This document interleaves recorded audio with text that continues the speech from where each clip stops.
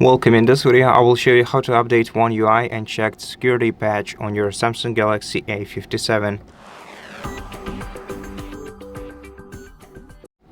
First of all, we're gonna have to open Settings on our smartphone, then scroll down to Software Update. Now, make sure of two things.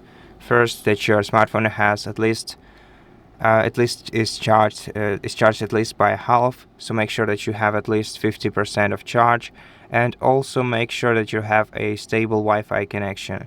Go to Software Update menu, tap Check for updates. Let your device check whether there is an available update, and if you get this message, this means that you don't need to update your phone.